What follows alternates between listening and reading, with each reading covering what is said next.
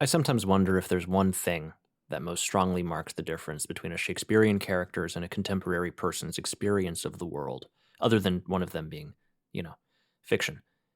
It's important to me because I think my responsibility to the character is to make choices from within that gap, to take certain things and make them legible or leave them alienated, and to care about what those decisions mean.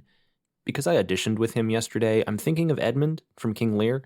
His emotions are recognizable, his speech is my speech in so many ways, his social and political associations are of so much of the same stuff as mine. I don't live in a kingly court, sure, but I know what power means, and inheritance, and desire. You want to know about capricious institutions, lives crushed under the idle curiosity of nations? Welcome to the border, baby. The border is a zone of exception in modern life in a lot of ways, not least in its ability to illustrate the role violence is granted in maintaining the state. There, at any moment, with the wrong word or the wrong piece of paper, the whole wonderful tower of ideas and stories that we call civilization tumbles away, revealing the bloody machinery. Now, it was nothing crazy, but I've seen some violence. I've done some violence. I've cleaned up after violence.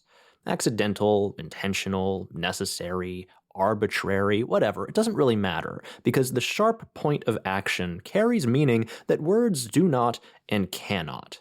In that way, violence is always stupid and severely limited. It can't speak, really, in any language other than itself. There's no shortage of ideas for how to deploy violence toward intelligible ends, to write a sentence which violence then punctuates. Foreign policy, the sovereignty of the state, personal self-defense, gambling, content. But we recognize that these things are not the thing itself, which is unique. When Edmund invokes nature, he's not really invoking nature. Hi, welcome to metaphor. What he's trying to do is imagine a system other than the one he's stuck within, because he feels, quite rightly, that the way things are ordered just isn't working out.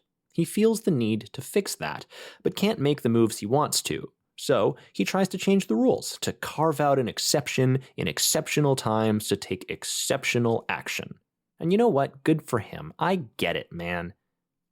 There is just an astonishing amount of writing in the aftermath of the Patriot Act and the still ongoing global war on terror that describes unambiguously the clear and specific dangers to American society if the zone of exception created to solve unsolvable problems overseas were to come home. Which it did, fast, first in communities of color and now universally.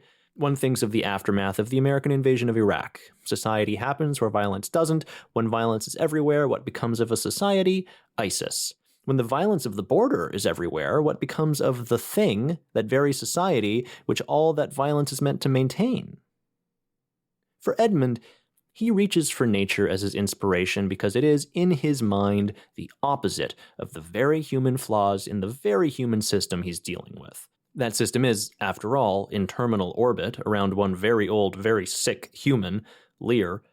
Lear is, in both metaphysical and political terms, the totality of his society. Of course, that doesn't work, as Lear has just helpfully demonstrated with his failed partition, setting Edmund off on this whole line of thinking. Nature, though, it's teeming, multifarious, complex, dynamic. Most importantly, it is stupid. The sun cannot speak. A plant cannot make laws or predictions or maps or marriages. A lion has no bastards. They can eat, they can fuck, and they can fight. Violence is the rule, not the exception. Now that's something we can work with. To be clear, I don't think Edmund is making an intellectual appeal to the rhetorical political options opened up by the engagement of ecological thought. I don't think of him as a very bright guy. He's not out here theorizing the revolution. He's not Lenin. He's just grasping for whatever language he can use as a tool to exert his will over the world, to overpower the problems facing him. If we take a second to look at what his problem is, at its simplest, in his own words, it's that he feels like some people he views as his lessers don't respect him enough. He decides to blow it all up and try something new so he can finally prove them wrong.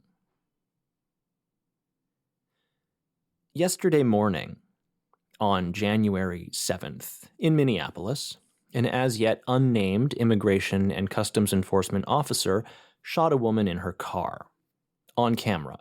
with her wife in the seat beside her, he shot her in the face.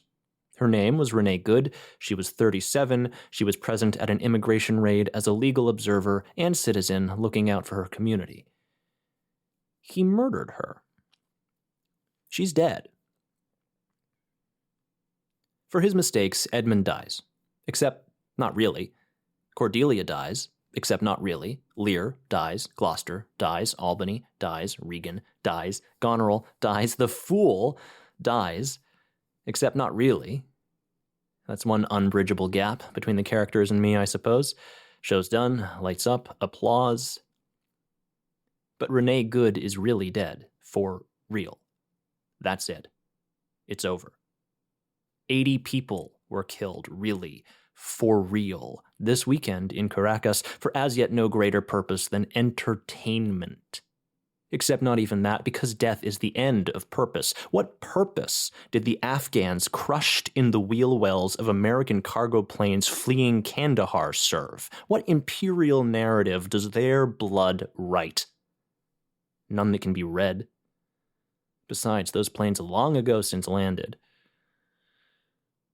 What's happening in this country and what it's doing to the world is a brutal, savage farce.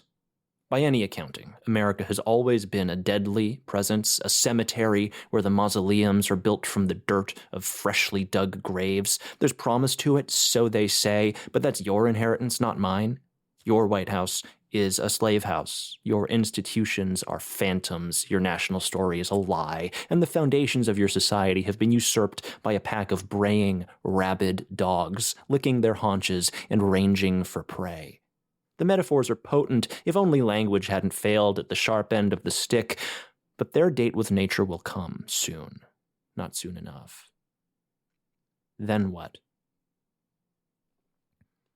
To bring it all the way back around, I think one thing that Shakespeare had access to was a keen sense that society and life itself were so incredibly fragile. Violence and death were everywhere in his world in a way that I think the Westerner, broadly construed, the Sons of William, struggles to conceive of. We have it so fucking good, man. You don't even know. I mean, right now, there's a mass movement in favor of infectious disease, which certainly speaks to a certain failure of imagination of how bad things can get. A failure of imagination. Is that what it is? Is that the thing that actually separates people living now from those visiting creatures of the mythic past? I used to think it was the knowledge of the waiting grave and the short trip to it. Now I'm not so sure.